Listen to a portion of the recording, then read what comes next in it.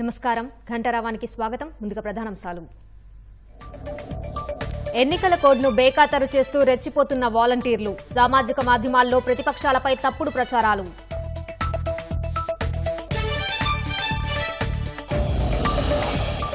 విజయవాడ బస్టాండ్లో యాచకులు blade batch హల్చల్ పోలీసులు ఆర్టీసీ సిబ్బందిపై దాడి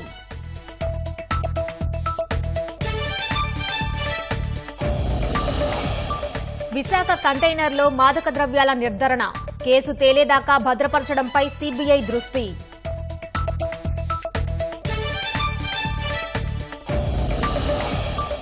భూ కబ్జాలతో బరితెగిస్తున్న వైకాపా నాయకులు పోరాడలేక ప్రాణాలు విడుస్తున్న సామాన్యులు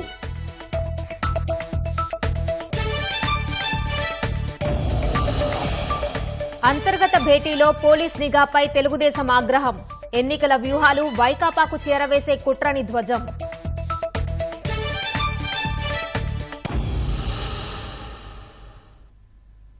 విజయవాడ బస్టాండ్లో యాచకులు బ్లేడ్ బ్యాచ్ ముఠా వీరంగం సృష్టించారు. తెల్లవారుజామున బస్టాండ్లో పోలీసులు ఆర్టీసీ సిబ్బందిపై దాడి చేశారు. బస్టాండ్ బెంచీలను రాత్రంతా బ్లేడ్ బ్యాచ్ ఆక్రమించుకుంటోంది.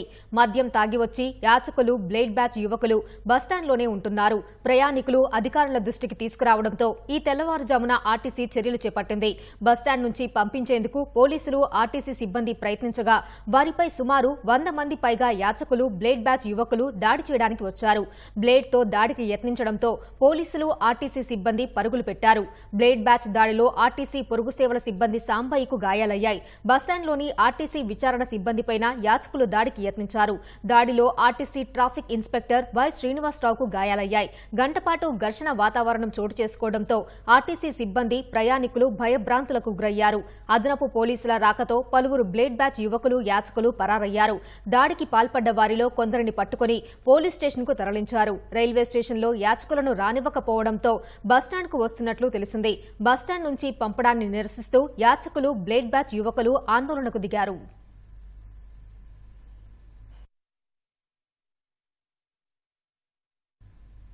ఎన్నికల వేళ వాలంటీర్లు రెచ్చిపోతున్నారు. కోడ్ను బేఖాతరు చేస్తూ ప్రతిపక్షాలపై సామాజిక మాధ్యమాల్లో దుష్ప్రచారం చేస్తున్నారు. ప్రభుత్వ కార్యకలాపాలకు ఉపయోగించాల్సిన గ్రామ వార్డు సచివాలయ వాట్సాప్ గ్రూపుల్లో వైకాపాలు లబ్ది చేకూర్చేలా పోస్టులు పెడుతూ ఫార్వర్డ్లు చేస్తూ ప్రచారం చేస్తున్నారు. బాపట్ల మండలం కొండబట్లపాలెంలో మహిళా వాలంటీర్ వాట్సాప్ గ్రూప్ ద్వారా వైకాపాకు అనుకూలంగా పోస్టులు పెట్టారు. అలాగే బాపట్లలోని భీమావారిపాలెం సచివాలయం వాట్సాప్ గ్రూపులో ప్రతిపక్షాలపై దుష్ప్రచారం చేస్తూ పోస్టులు పెట్టారు. విశాఖలో పట్టుబడ్డ మాదక ద్రవ్యాలను తెలుగుదేశం పార్టీకి అంటగడుతూ శనివారం కొన్ని పోస్టులు పెట్టి షేర్ చేశారు.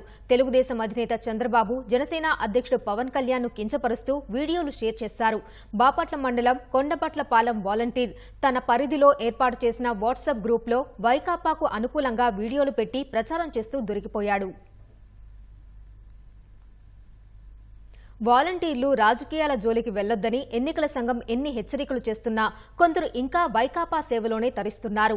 అనంతపురం జిల్లా తాడిపత్రి మండలం గన్నెవారిపల్లెకు చెందిన వాలంటీర్ పెద్దన్న వైకాపాకు అనుకూలంగా ప్రచారం చేశారు. తెలుగుదేశం అధికారంలోకి వస్తే పథకాలు తీసేస్తారంటూ ఓ వృద్ధుడిని ప్రభావితం చేస్తున్న వీడియో సామాజిక మాధ్యమాల్లో వైరల్ అయింది. పింఛన్ ఇచ్చాడంట తాత.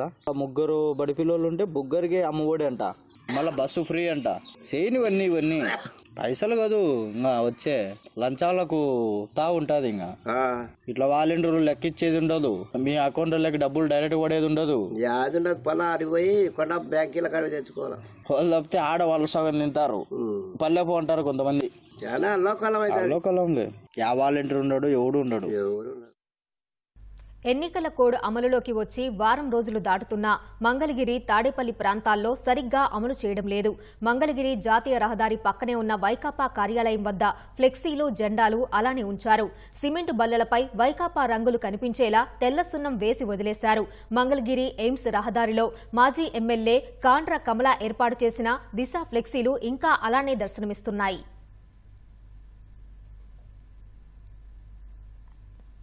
ఎన్నికల నిబంధనలకు విరుద్ధంగా వైకాపా ప్రచారంలో పాల్గొంటున్న వాలంటీర్లపై సస్పెన్షన్ల పర్వం కొనసాగుతోంది.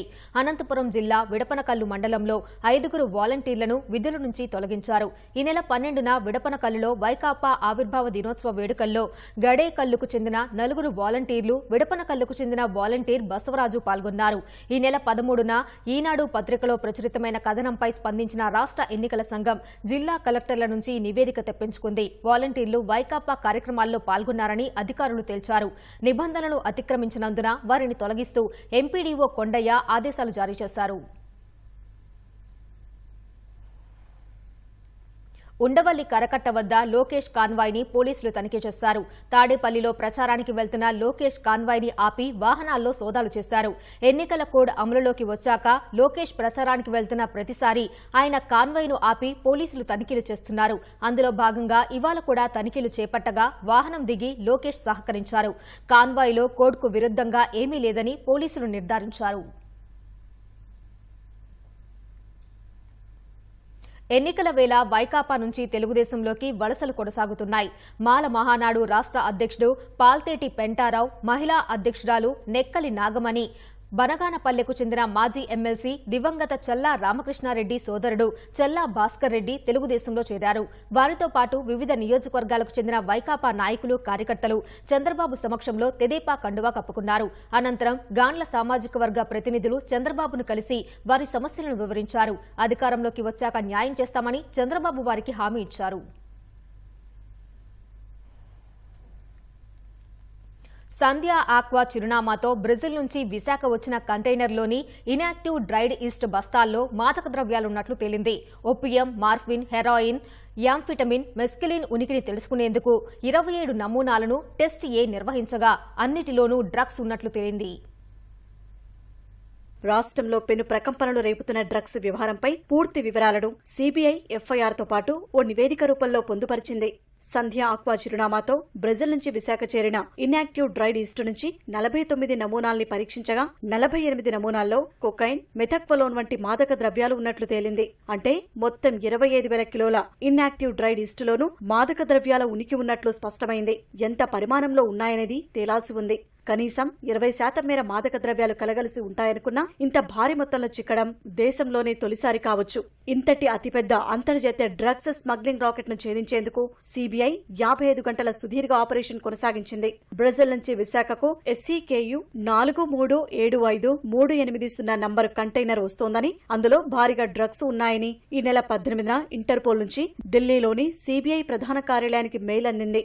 దాన్ని పట్టుకుని తనిఖీ చేయాలని అందులో సూచించింది. ఆ సమాచారం ఆధారంగా నిమిషాల వ్యవధిలో సీబీఐ ఫిర్యాదు నమోదు చేసింది. సీబీఐ ఎస్పీ గౌరవ్ మిట్టల్ నేతృత్వంలో ప్రత్యేక బృందం ఏర్పాటైంది. ప్రత్యేక ఆపరేషన్ కోసం వస్తున్నాం, సహకారం కోసం కొందరు సిబ్బందిని సిద్ధంగా ఉంచాలంటూ విశాఖలోని సీబీఐ విభాగానికి కస్టమ్స్ శాఖకు ఢిల్లీ నుంచే ఆదేశాలు వెళ్లాయి. అప్పటికప్పుడు ఢిల్లీ నుంచి నేరుగా విశాఖకు చేరుకునేందుకు విమానాలు లేకపోవడంతో సీబీఐ బృందం తొలుత బెంగళూరుకు వెళ్లి అక్కడి నుంచి విశాఖకు మరో విమానంలో పయనమైంది. ఈ నెల 18న సాయంత్రం ఢిల్లీ నుంచి బయలుదేరిన ఈ బృందం 19న ఉదయం 8:15 విశాఖ చేరుకుంది. నగరంలోని కస్టమ్స్ విభాగం ప్రిన్సిపల్ కమిషన్ను కలిసి స్పెషల్ ఆపరేషన్ గురించి వివరించింది. బ్రెజిల్ నుంచి వచ్చిన కంటైనర్ గురించి అడిగింది. అది తమ ఆధీనంలోనే సురక్షితంగా ఉందని కస్టమ్స్ ప్రిన్సిపల్ కమిషనర్ చెప్పడంతో సీబీఐ బృందం 19న మధ్యాహ్నం 12:30 పోర్టుకు చేరుకుంది. సంధ్య ఆక్వా ఎక్స్పోర్ట్ ప్రైవేట్ లిమిటెడ్ సంస్థ ప్రతినిధులకు తాము ఎందుకొచ్చామో వివరించి తనిఖీలు ప్రారంభించాయి. కంటైనర్లోని ఒక్కో ప్లాస్టిక్ బ్యాగ్ తీస్తుంటే లేత పసుపు రంగు పొడి బయటపడింది. నార్కోటిక్స్ కంట్రోల్ బ్యూరో నుంచి తీసుకొచ్చిన నార్కోటిక్ డ్రగ్స్ డిటెక్షన్ కిట్ ను ఉపయోగించి అధికారులు పరీక్షలు నిర్వహించారు. కొకైన్, మెథక్వలోన్ ఉనికిని గుర్తించేందుకు టెస్ట్ ఈ, ఓపియం, మార్ఫిన్, హెరాయిన్, యాంఫిటమిన్, మెస్కలిన్ వంటి వాటిని నిర్ధారించేందుకు టెస్ట్ ఏ, గంజాయి, హ్యాషిస్ ఆయిల్ వంటివి గుర్తించేందుకు టెస్ట్ బి చేశారు. పరీక్షించిన నమూనాల్లో టెస్ట్ ఈ, టెస్ట్ ఏకు సంబంధించి మాదక ద్రవ్యాలు ఉన్నట్లు తేలింది. బ్రెజిల్ నుంచి వచ్చిన ఇన్యాక్టివ్ డ్రైడ్ ఈస్టులో మాదక ద్రవ్యాలు ఉన్నట్లు తేలటంతో సీబీఐ అధికారులు అక్కడే ఉన్న సంధ్య ఆక్వా సంస్థ ప్రతినిధి గంగాధర్ను ప్రశ్నించారు. తాము మొదటిసారి దీన్ని దిగుమతి చేసుకున్నామని, అందులో ఏమేం కలిసి ఉన్నాయనే దానిపై అవగాహన లేదని సమాధానమిచ్చారు. అదే సమయంలో అక్కడ రాష్ట్ర ప్రభుత్వ అధికారులు, పోర్టు ఉద్యోగులు పెద్ద ఎత్తున గుమికూడటంతో పరీక్షల నిర్వహణ ప్రక్రియలో జాప్యం చోటు చేసుకుంది. ఆ సమయంలో వర్షం పడే ఛాయలు కనిపించడంతో సరుకు మొత్తం తడిచిపోతే పాడైపోతుందంటూ సంధ్య ఆక్వా ప్రతినిధులు సీబీఐ అధికారులకు విన్నవించారు. సిబిఐ ఆ ప్యాలెట్లను రీప్యాక్ చేసి వాటిని కంటైనర్లో భద్రపరిచి సీల్ చేసింది. ఆ తర్వాత 20న ఉదయం 10:15 నుంచి మళ్లీ పరీక్షలు ప్రారంభించగా అన్ని నమూనాల్లోనూ డ్రగ్స్ మూలాలు బయటపడ్డాయి. సంధ్య ఆక్వా ప్రతినిధులు ఒక్కసారిగా కలవరపాటుకు గురయ్యారు. సిబిఐ అధికారులు అడిగిన ప్రశ్నలకు సరైన సమాధానాలు ఇవ్వలేకపోయారు. బ్రెజిల్ నుంచి వచ్చిన సరుకు మొత్తాన్ని బయటకు తీసి వాటిని NYKU 08233944 నంబర్ గల కంటైనర్లోకి సిబిఐ మార్చింది. దానికి బ్రాస్ సీల్ వేసింది. ఆ తర్వాత సంధ్య ఆక్వా ఎక్స్పోర్ట్స్ ప్రైవేట్ లిమిటెడ్ మరికొందరు వ్యక్తులపై NDPS చట్టంలోని సెక్షన్ల ప్రకారం కేసు నమోదు చేసింది. సంచలనం రేపిన డ్రగ్స్ దిగుమతి కేసులో సీబీఐకి కొత్త భయం పట్టుకుంది. విశాఖ కంటైనర్ టెర్మినల్లో సీజ్ చేసి ఉంచిన సరుకు ప్రస్తుతం VCTPL ప్రధాన గేటు కుడివైపు ఉన్న ఎగ్జామినేషన్ పాయింట్లో ఉంది. ఇది అత్యంత ఖరీదైన సరుకు కావడం, మున్ముందు దీన్ని కోర్టులో ప్రవేశపెట్టాల్సి ఉన్నందున కంటైనర్ భద్రతపై సీబీఐ దృష్టి సారించింది. శుక్రవారం దీన్ని అక్కడి నుంచి తరలించాలని భావించినా సాధ్యపడలేదు. ఈ నేపథ్యంలో కంటైనర్ను అన్ని రకాల వాతావరణాన్ని తట్టుకునేందుకు ప్రదేశంలో ఉంచేందుకు సీబీఐ నిర్ణయించింది. వైఎస్సార్ జిల్లా ప్రొద్దుటూరు ఎమ్మెల్యే రాచమల్లు శివప్రసాద్ రెడ్డి అసమ్మతి నేత కొత్తపల్లి సర్పంచ్ శివచంద్రారెడ్డిని తెలుగుదేశం అభ్యర్థి వరదరాజుల రెడ్డి సోదరుడు రాఘవరెడ్డి కలిశారు. కొర్రపాడు రోడ్డులో ఎమ్మెల్యే రాచమల్లుకు వ్యతిరేకంగా శివచంద్రారెడ్డి ఆత్మీయ సమావేశం నిర్వహించారు. కార్యక్రమం అనంతరం రాఘవరెడ్డి అసమ్మతి నేతలను కలిసి మాట్లాడారు. తెలుగుదేశానికి మద్దతు తెలపాలని కోరారు. త్వరలోనే నాయకులు అనుచరులతో సమావేశమై నిర్ణయాన్ని తెలియజేస్తామని శివచంద్రారెడ్డి రాఘవరెడ్డితో తెలిపారు. శ్రీ సత్యసాయి జిల్లాలో చికెన్ సెంటర్ నిర్వాహకుడిని కిడ్నాప్ చేసిన దుండగులను పోలీసులు అదుపులోకి తీసుకున్నారు. ఈ తెల్లవారుజామున చికెన్ సెంటర్ నిర్వాహకుడు చలపతిని కొందరు కిడ్నాప్ చేశారు. దుకాణానికి వెళ్తున్న చలపతిని 2 కార్లలో వచ్చిన దుండగులు అపహరించారని కుటుంబ సభ్యులు పోలీసులకు ఫిర్యాదు చేశారు. దీంతో కొత్తచెరువు పోలీసులు జిల్లాలోని అన్ని పిఎస్లను అప్రమత్తం చేశారు.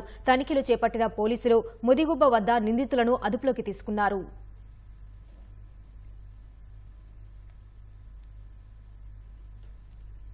గజం స్థలమైనా ఎకరం పొలమైనా చెమటోడిస్తేనే సంపాదించలం. వారసత్వంగా వచ్చినా అది మన పూర్వీకుల కష్టార్జితమే. అలాంటి స్థలాలపై వైకాపా రాబందులు కన్నేస్తున్నాయి. మేం ముచ్చటపడ్డాం, మీరు ఆశలు వదిలేసుకోండంటూ తన్నుకుపోతున్నాయి. జగన్ ఫ్యాన్స్ భూదందాలకు సమిధులవుతోంది మాత్రం సామాన్యులే. అధికార అరాచకాలు ఎదుర్కోలేక కొందరు స్థలాలు వదులుకుంటుంటే మరికొందరు ప్రాణాలే వదిలేస్తున్నారు. తాజాగా వైఎస్సార్ జిల్లాలో ఓ కుటుంబం బలవడం వైకాపా భూదందాలను మరోసారి చర్చకు తెచ్చింది. వైఎస్సార్ జిల్లా ఒంటిమిట్ట మండలం కొత్త మాధవరంలో చేనేత వర్గానికి చెందిన సుబ్బారావు కుటుంబం 100 ఏళ్ల జీవితాన్ని అర్థాంతరంగా ముగించింది. జీవితంలో ఎన్నో కష్టాలకు ఎదురీదిన సుబ్బారావు కుటుంబం వైకాపా నేత భూ ఆక్రమణల్ని ఎదుర్కోలేక బలవన్మరణానికి పాల్పడింది. సుబ్బారావుకు అప్పులున్నాయి. తనకు వారసత్వంగా వచ్చిన 3 ఎకరాల పొలం అమ్మి బాకీలు తీర్చాలి అనుకున్నారు. తీరా ఆన్లైన్లో రికార్డులు చూస్తే తన పొలం శ్రావణి అనే మహిళ పేరుతో ఉంది. ఒంటిమిట్ట రెవెన్యూ అధికారులకు ఎన్నిసార్లు మొరబెట్టుకున్నా ఆ తప్పు సరిదిద్దలేదు. మనస్తాపం చెందిన సుబ్బారావు రైలు కింద పడి ప్రాణాలు తీసుకోగా తన భార్య, కుమార్తె ఇంట్లోనే ఆత్మహత్య చేసుకున్నారు. 3 రోజుల క్రితం వైకాపా నాయకుడు కట్టా నారాయణయ్య అనుచరులొచ్చి భూమి జోలికి రావద్దంటూ బెదిరించారని గ్రామంలో ప్రచారం జరుగుతోంది. తహసీల్దార్లు లంచాలు తీసుకుని తన భూమిని శ్రావణి పేరు మీద ఎలా మారుస్తారని ఆత్మహత్య లేఖలో సుబ్బారావు కూడా ప్రశ్నించారు. స్థలం పొలాన్ని కట్టా శ్రావణి ఆక్రమించారు. 4 ఎకరాల స్థలము సిరిస మేడం ఎంఆర్ఓ ఆక్రమించి వాళ్ళకు చేసినారు. మళ్ళీ మేము దానికోసం తిరిగి మళ్ళీ డబ్బులు కూడా ఏదో 1 లక్ష రూపాయలు ఇచ్చినాము, మాకు చేయలేదు, మేము అప్పుల పాలైనాము, మా స్థలం మాకు రాలేదు కాబట్టి తిరిగి మేము ఎంఆర్ ఆఫీస్ సాలించుకొని అప్పుల పాలయ్యి విరక్తి చెంది మేము ఆత్మహత్య చేసుకుంటున్నాం అని స్టేట్మెంట్. మా అన్న యొక్క స్థలం దాన్ని వేరే వాళ్ళ పేరుతో ఎంఆర్ వాళ్ళు రిజిస్ట్రేషన్ చేయించేస్తారు. ఆ మనస్తాపంతో ఆయన చనిపోయారు. మన పేరు కట్ట శ్రావణి. వైకాపా పాలనలో భూదందాలకు సమిధలవుతున్న సుబ్బారావు లాంటి సామాన్యులు ఎందరో ఉన్నారు. వివాదాలు లేని ఖరీదైన భూములు కనిపిస్తే వాటికి వివాదాలు సృష్టిస్తున్నారు. అధికారులు, వైకాపా నేతల మధ్య ఆర్థిక లావాదేవీల ఫలితంగా అసలు యజమానులకు తెలియకుండానే రెవెన్యూ రికార్డులు, ఆన్లైన్లో పేర్లు మారుతున్నాయి. ప్రతి భూ వివాదం వెనుక వైకాపా నేతల జోక్యం ఉంటోంది. స్థిరాస్తి వ్యాపారుడైతే వైకాపా నేతలకు కప్పం చెల్లించకుండా వెంచర్లు వేయలేని పరిస్థితులు ఉన్నాయి. ప్రజాప్రతినిధికి మర్యాద చెయ్యకపోతే మర్నాడే వెంచర్లలోకి జేసీబీల్ని దింపుతున్నారు. నర్సరావుపేట వైకాపా ఎమ్మెల్యే గోపిరెడ్డి 16 లక్షలు డిమాండ్ చేస్తున్నారంటూ స్థిరాస్తి వ్యాపారి కొల్లా సాంబశివరావు గతేడాది డిసెంబర్లో సీఎం క్యాంపు కార్యాలయం ఎదుట పెట్రోల్ పోసుకుని ఆత్మహత్యాయత్నం చేశారు. నాకు ఎంపీ గారు లావు శ్రీకృష్ణదేవరాయలు గారు ఒక ల్యాండ్ విషయంలో హెల్ప్ చేశారు. అయితే ఆయన డబ్బులు ఏం తీసుకోలేదు. ఆయన తీసుకోకపోయినా నేను తీసుకుంటానని చెప్పి ఈయన వాళ్ళ ఆఫీసుకు పిలిపించి నన్ను డబ్బులు డిమాండ్ చేశాడు. వాస్తవంగా గోపిరెడ్డి గారికి మాకు సంబంధం లేదు.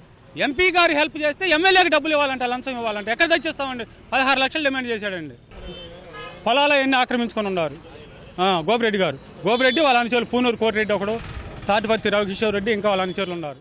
చిత్తూరు జిల్లా యాదమరి మండలం జంగాలపల్లిలో వైకాపా నాయకుడు తన ఇంటిని లాక్కున్నారనే వేదనతో సుందరమ్మ కన్నుమూశారు. 2006లో స్థలం కొనుక్కొని ఇల్లు కట్టుకుంటే అధికార పార్టీ నాయకుడొకరు ఆ స్థలం తనదంటూ వచ్చి ఇంట్లో వస్తువులు బయటపడేశారని సుందరమ్మ బంధువులు ఆవేదన వ్యక్తం చేశారు. 20 రోజులుగా మా అత్త అన్నం తినలేదు. ఇదే దిగులు. పిల్లోళ్ళు బయట పడేసినారే, వీళ్ళు ఏం చేస్తారో. మా మామ కూడా లాస్ట్ ఇయర్ ఇలాగనే ఈ దిగులతోనే 2021లో చనిపోయాడు. ఇప్పుడు మా అత్త ఇదే దిగులతోనే 20 రోజులుగా అన్నం తినకుండా చాలా బెంగ పెట్టుకునింది. అమ్మ దేవుడు పెట్టినట్లు అవుతుంది మా, నువ్వు తినంటే కూడా లేదు. నా బిడ్డలు అనాథలు అయిపోయినారు, ఎందుకు ఇలా చేస్తా ఉన్నారు? మన పార్టీ కదా, మనం ఓటేసి గెలిపించుకున్నాం కదా, ఇట్లాంటి వాళ్ళు ఎందుకు పెట్టుకుంటారు అనేసి ఆమె చాలా దిగులు పడింది. మొన్న నైట్ ఎక్కువ అయిపోయింది, వర్షం పడతా ఉన్నింది. నిన్న తెల్లారితో హాస్పిటల్ తీసుకెళ్తే ఇక్కడ కాదు మీరు తీసుకెళ్లిపోండి అన్నారు వేదమూరులో. మేము ఇంటికి తెచ్చే లోపల ఆయన చనిపోయినారు. చిత్తూరు జిల్లాకు చెందిన వృద్ధుడు రత్నం గుండె వైకాపా అరాచకాలు తట్టుకోలేక తహసీల్దార్ కార్యాలయంలోనే ఆగిపోయింది.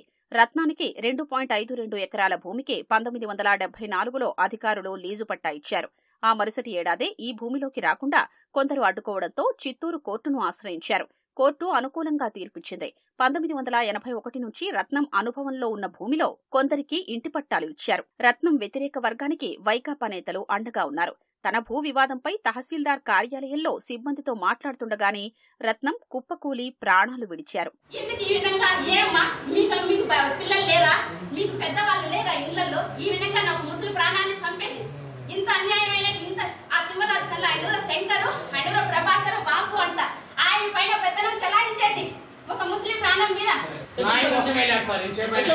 ఒక ప్రభుత్వ అధికారి కోర్టులో ఉంటే వాడికి ఫేవర్ ఏమైనా చేస్తారా?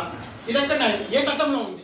నెల్లూరు జిల్లా ఆత్మకూరు తహసీల్దార్ కార్యాలయం ఎదుట గతంలో ఆత్మహత్యాయత్నం చేసిన మహబూబ్ బాషాది అదే సమస్య. ప్రభుత్వం తమకిచ్చిన భూముల్ని కొందరు వైకాపా నేతలు ఆక్రమించి రిజిస్ట్రేషన్లు చేసుకున్నారని బాధితుడు వాపోయారు. స్థానిక తహసీల్దార్కు ఫిర్యాదు చేసినందుకు వైకాపా నేతలు కేసులు పెట్టి వేధించడాన్ని తట్టుకోలేక తనువు చాలించాలి అనుకున్నాడు. వాళ్ళది పొలం కాదు, వాళ్ళకి సంబంధం లేదు. మా మీద దిశ చట్టం కింద కేసు పెట్టున్నారు. ఎస్సీ ఎస్టీ చట్టం. నేను ఎందుకు తిడతాను? నాకేమవసరం నేను తిట్టడానికి? మొన్న నైట్ రాత్రి 10 దాకా ఉన్నాను నేను. ఎవరు సార్కి తెలీదు, అందరికి తెలుసు. ఇవన్నీ అర్జీలు కాదు, ఇంకేం చేయాలా? ఇంకా పెట్రోల్ పోసుకోక ఏం చేయాలా చెప్పండి.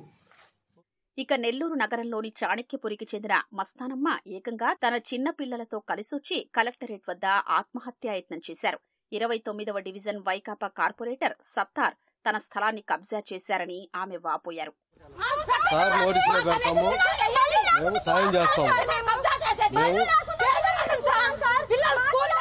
ఇలా అధికార పార్టీ నాయకుల భూ అక్రమాలకు పేదలు ప్రాణాలు తీసుకుంటున్నారు. ఆక్రమణల చెర నుంచి తమ భూములు కాపాడాలని కాళ్లరిగేలా తిరుగుతున్నా న్యాయం జరగడం లేదు. స్పందన కార్యక్రమాల్లోనూ భూ కబ్జాలపైనే ఎక్కువగా ఫిర్యాదులు వస్తున్నాయి. జగనన్నకు చెబుదాం కార్యక్రమానికొచ్చిన సింహభాగం ఫిర్యాదులు అవే. వాటిని పరిష్కరించినట్లు తహసీల్దార్లు, రెవెన్యూ శాఖ అధికారులు కొన్ని చోట్ల దొంగలెక్కలు చూపిస్తున్నారు. కానీ న్యాయం జరగకపోవడంతో బాధితులు ప్రభుత్వ కార్యాలయాల్లోనే ప్రాణాలు తీసుకుంటున్నారు. అధికార పార్టీ నేతల కనుసన్నల్లో భూ రికార్డులు తారుమారవుతున్నాయి. దొంగపత్రాలు సృష్టించి అసలు హక్కుదారుల్ని రోడ్డున పడేస్తున్నారు. వైకాపా నేతలు తానా అంటే రెవెన్యూ అధికారులు తందానా అంటూ తలలు ఊపుతున్నారు. భూ సమస్యలు పరిష్కరించాల్సిన ఆర్డీఓ, తహసీల్దారు కార్యాలయాల ఉద్యోగులు ప్రజా ప్రతినిధులతో మాట్లాడుకుని రావాలంటూ బాధితులకు ఉచిత సలహాలిచ్చి పంపుతున్నారు. అన్యాయాలు ప్రతిఘటించే శక్తి లేక తనువు చాలిస్తున్న వారు కొందరైతే ఆస్తులు వదిలేసుకుని వీధిన పడుతున్నవారు మరికొందరు. రాష్ట్రంలో ప్రతిపక్ష పార్టీలంటే అసాంఘిక శక్తులే అనే రీతిలో వ్యవహరిస్తోంది నిఘా విభాగం. ఎన్నికల కోడ్ అమల్లోకి వచ్చాక కూడా వైకాపా జేబు సంస్థగా పనిచేస్తోంది. ఏకంగా ఎన్నికల వ్యూహాలను నిర్ణయించుకునేందుకు తెలుగుదేశం ఏర్పాటు చేసిన అంతర్గత సమావేశంలోకి నిఘా పోలీసును చొప్పించడం అధికార దుర్వినియోగానికి పరాకాష్ఠగా నిలుస్తోంది.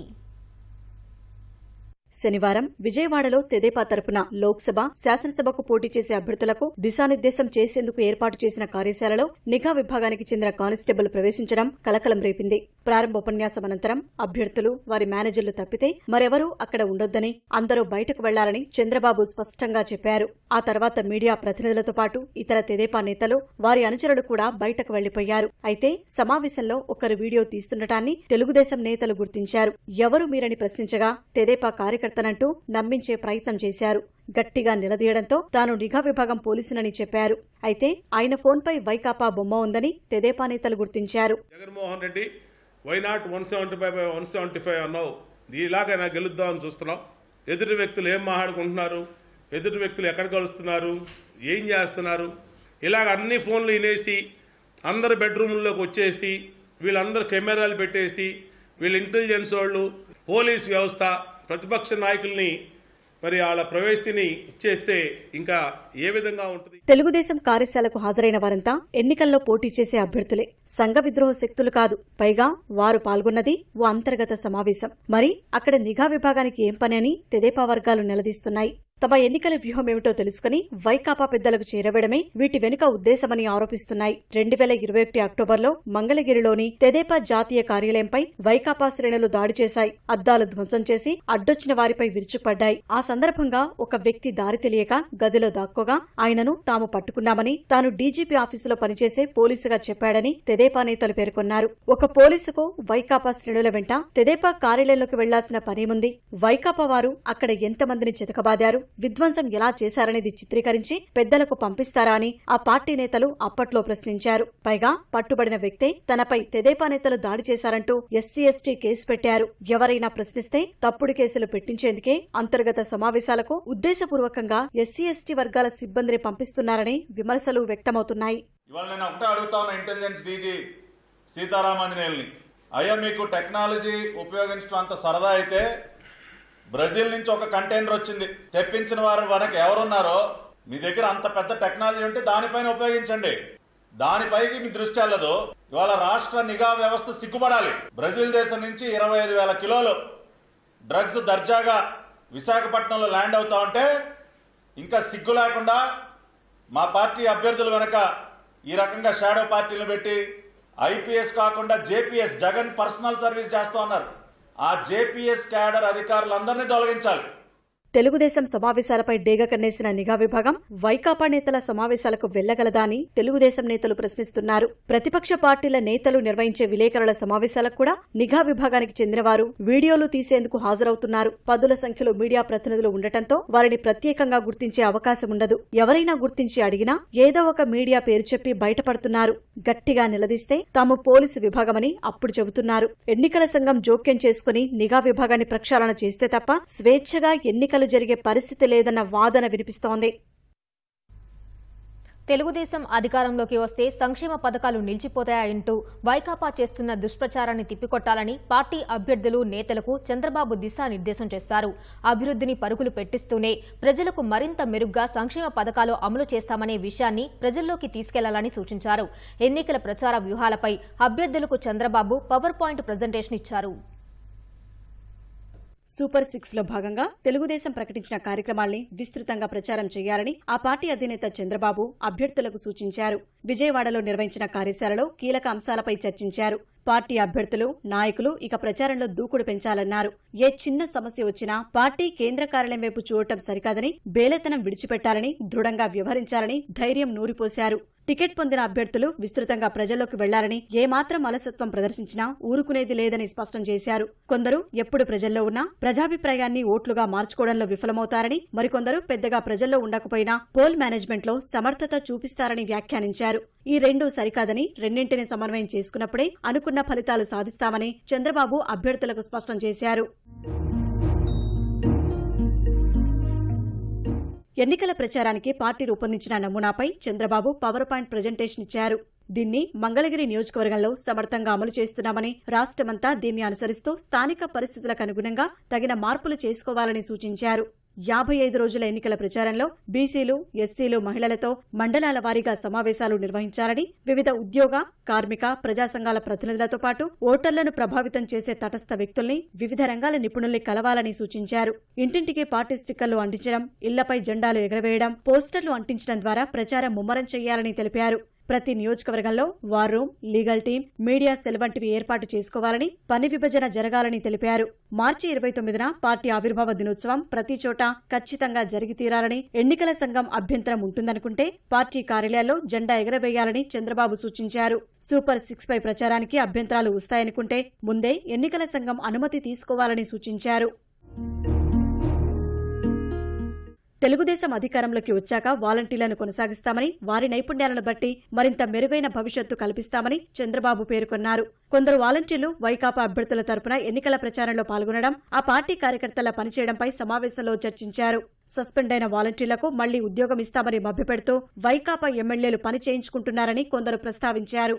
వాలంటీర్లు వైకాపా ఉచ్చులో పడకుండా ప్రజల కోసం పనిచేయాలని చంద్రబాబు సూచించారు. చంద్రబాబు నాయుడు గారు ఆల్రెడీ రేపు వాలంటీర్ వ్యవస్థని కొనసాగిస్తాము, మళ్ళీ ఇంతకంటే మెరుగైనటువంటి జీతం ఇచ్చి భరోసా ఇస్తామని చెప్పారు. కాబట్టి ఏదైతే ప్రజలకు పనిచేసి సమాజానికి మేలు చేయడం ద్వారా రేపు జీవితంలో స్థిరపడాలనేటువంటి ఆలోచన ఒకటి ఈవేళ వాలంటీర్స్ లో కనిపిస్తుంది. రెండోది, వాలంటీర్స్ కూడా చాలా చదువుకున్నటువంటి వాళ్ళు, అంచేత వాళ్ళకు కూడా ఈ రాష్ట్రం కోసం, ఈ రాష్ట్ర భవిష్యత్తు కోసం వాళ్ళకు కూడా ఆశలు ఉన్నాయి. కాబట్టి సాధ్యమైనంత వరకు వాలంటీర్స్ ఈ వైసీపీ ఉచ్చులో, వైసీపీ మాయలో పడకుండా ఈ యొక్క ప్రజలకు పనిచేస్తూ ఈ ఎన్నికలకు వాళ్ళు దూరంగా ఉంటారని చెప్పి మేము కూడా అందరూ ఆశిస్తూ ఉన్నాం. ఎన్నికల కోడ్, అభ్యర్థుల విధి విధానాలపై విశ్రాంత ఐఏఎస్ అధికారి కృష్ణయ్య ప్రజెంటేషన్ ఇచ్చారు. కొత్త ఓటర్ల నమోదుకు ఏప్రిల్ 15 వరకు గడువు ఉందని తెలిపారు.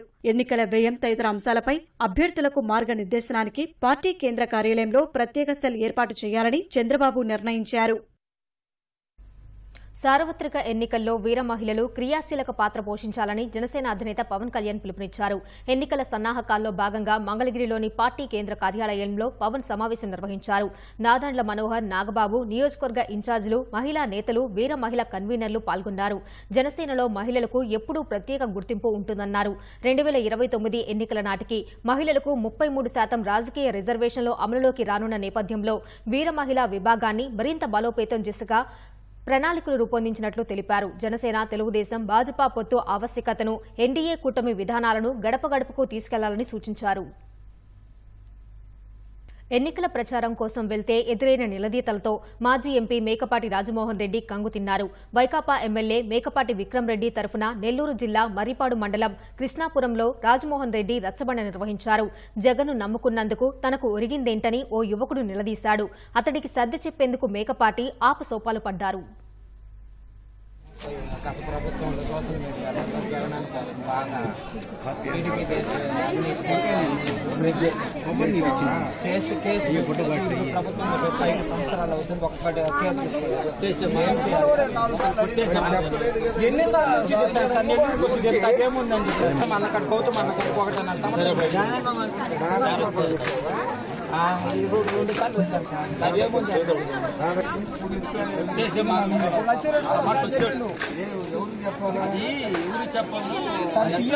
పోతే నువ్వు తిరిగి అయితే నా కెరియర్ సార్ ఎన్నిసార్లు 5 ఏళ్ళ నుంచి తిరిగాను సార్.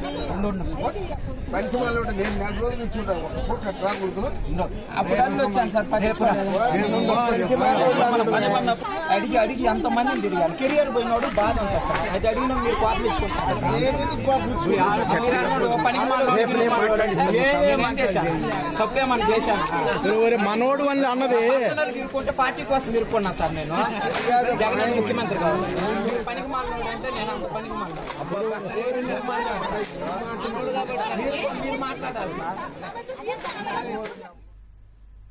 ఐపీఎల్ 17వ సీజన్లో Punjab Kings Kolkata night riders జట్లు శుభారంభం చేశాయి. శనివారం 2 మ్యాచ్లు జరగగా మొదట జరిగిన పంజాబ్ కింగ్స్ ఢిల్లీ క్యాపిటల్స్ మ్యాచ్లో పంజాబ్ జట్టు 4 వికెట్ల తేడాతో విజయం సాధించింది. ఈ మ్యాచ్లో తొలుత బ్యాటింగ్ చేసిన ఢిల్లీ జట్టు 20 ఓవర్లలో 9 వికెట్ల నష్టానికి 174 పరుగులు చేసింది. తర్వాత బ్యాటింగ్కు దిగిన పంజాబ్ జట్టు 19.2 ఓవర్లలో 6 వికెట్లు కోల్పోయి విజయాన్ని అందుకుంది. తర్వాత జరిగిన మ్యాచ్లో సన్ రైజర్స్ హైదరాబాద్ జట్టుపై కోల్కతా జట్టు 4 పరుగుల తేడాతో గెలుపొందింది. ఈ మ్యాచ్లో మొదట బ్యాటింగ్ చేసిన కోల్కతా జట్టు 20 ఓవర్లలో 7 వికెట్ల నష్టానికి 208 పరుగుల భారీ స్కోర్ చేసింది. 209 పరుగుల లక్ష్యంతో బరిలోకి దిగిన హైదరాబాద్ జట్టు 7 వికెట్లు కోల్పి 204 పరుగులు మాత్రమే చేసింది.